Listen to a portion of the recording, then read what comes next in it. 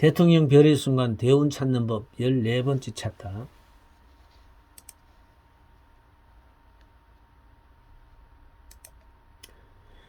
자연의 이런 그 사로수와 같은 그 현상을 통해서 우리는 육합역으로 이렇게 분석해서 볼 수 있게 되는데, 동양에서는 이 육합역으로 본 자기 대통령들의 별의 순간을 찾는 법을 지금부터 정리해 보겠습니다. 허유와 소부의 이야기는 정치사에 굉장히 유명한 이야기로 알려져 있죠. 그 옛날 사람들이 정치에 대한 관점을 잘 대변해주는 이야기죠. 이에 비한다면 지금 우리의 정치 현실과는 하늘과 땅만큼의 천양지차를 느끼게 하고도 남습니다. 인간이 그렇게 타락해 왔다는 거죠. 허유와 소부의 이야기입니다. 이 소를 먹이는 소부와 허유가 귀를 씻으러 상류로 올라가는 이야기를 정리하면, 이 허유와 소부의 이야기는 고대 중국의 전설적 인물입니다. 허유는 그래서 요임금이 왕위를 물려주려고 하니 받지 않고 귀가 더러워졌다며 영천의 그 물에 귀를 씻고 기산에 들어가서 숨어 살았다고 전해지는 이야기입니다. 한편 이 소부는 소를 몰고 가다가 허유가 귀를 씻는 까닭을 듣고는 그 물을 소에 먹일 수 없다며 더 상류로 올라가 물을 먹이더라고 합니다. 여기는 고사전에서 나오는 이야기입니다.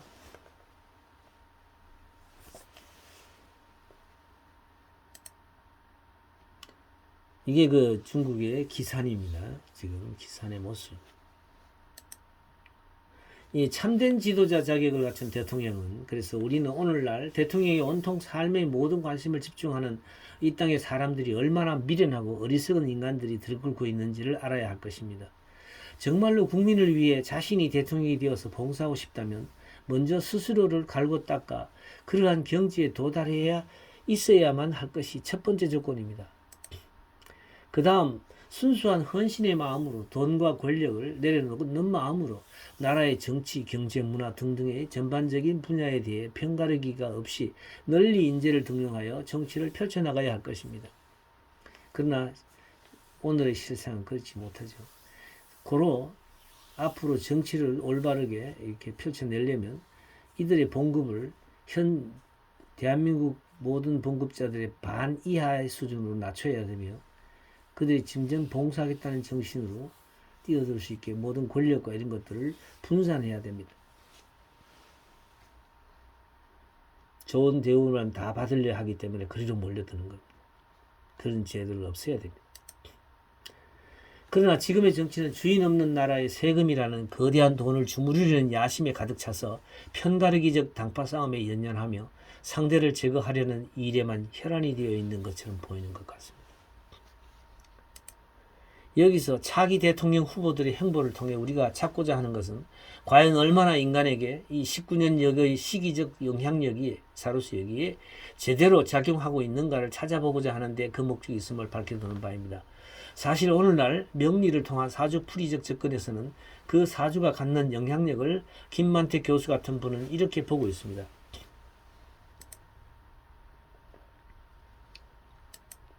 한국 사주 명리 연구의 현황과 과제라는 논문에서 한 개인의 인생 진로 영향 요인에 대해서 선천적으로 부모의 영향과 선택적 요인으로, 나의 공부, 전공, 직업, 배우자의 영향과 불가항력적 요인으로, 자식의 영향으로 보면서 사주 명리의 운명 함수를 이렇게 제시하기도 했었습니다.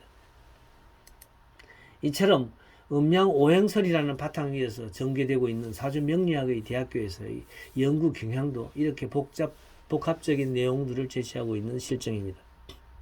앞에서 이야기했습니다. 그래서 함수를 다시 한번 제시하면 이와 같은 형태로 쓸 수 있다고 우리가 이야기했죠. 앞에서. 사실 명리학이나 주역은 3200년 전의 과거인들의 그 사유체계입니다.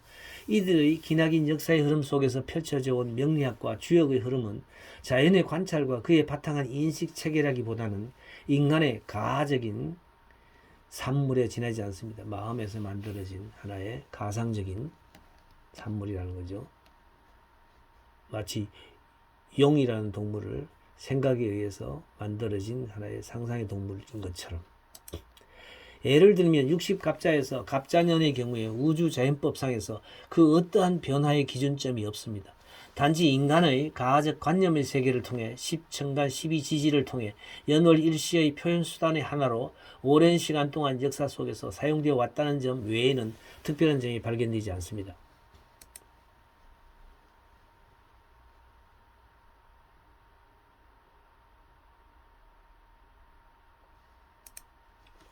반면에 자연의 육합법을 이용한 19년역은 하루 한 달, 1년, 19년, 76년, 114년, 570년 등의 영리에서 철저하게 자연시간에 바탕하여 수목, 토화, 금기 6가지 육합의 흐름을 전개하며 찾아낸 하나의 영리체계라고 보시면 되겠습니다. 하여 필자는 본 책자에서 박경진의 진역경이나 신역경, 본사주경 등에서 언급되고 있는 영리법을 적용하여 대통령 관련의 별의 순간들을 찾아 확인해 보기로 했습니다. 그러나 이러한 측면에서 19년역에서도 한 개인의 별의 순간이 어찌 이 하나의 역의 시간적 흐름의 때에만 국한되어 영향력을 받는다고 볼 수 있겠습니까? 부차적인 영향력을 행사하는 요소에는 김만티 교수가 언급하고 있는 것 이상의 요인들이 작용하리라는 것은 두말할 필요가 없겠죠. 단지 여기에서 별의 순간을 시간적 차원에서 그 역의 때를 찾아줌으로써 인간이 자신만의 인생의 목표의식을 가지고 주인의식으로 자신의 삶을 제대로 경영해 살림해 나간다는 거죠. 경영해 낸다면 19년 역의 순간은 그에게 크나큰 성공적 확률성을 높여준다는 것에는 변함이 없을 것입니다. 이에 대한 확정적 자료를 찾는 하나의 과정으로서 지금까지 차기 대통령 후보들의 19년역에서의 영향력을 추론하는 차원에서 조사 적용되었다는 사실을 알기 바랍니다.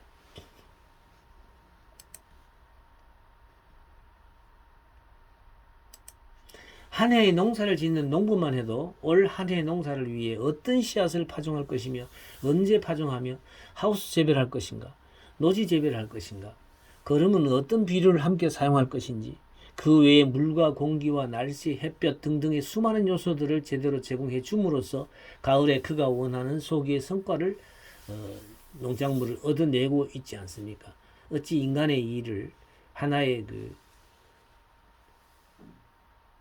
사주명리적 차원에서 그 사람의 미래의 사건을 추론할 수 있다고 상상하는 것인지 이거는 참으로 어리석기 짝이 없습니다. 여기서 지금 사로스역을 통해서 우리가 적용시키는 것은 시간을 찾는 작업일 뿐입니다. 그 사람의 자유의지에 의해서 펼쳐지는 그 외의 일들에 대해서는 여기서는 맞출 수가 없는 것입니다.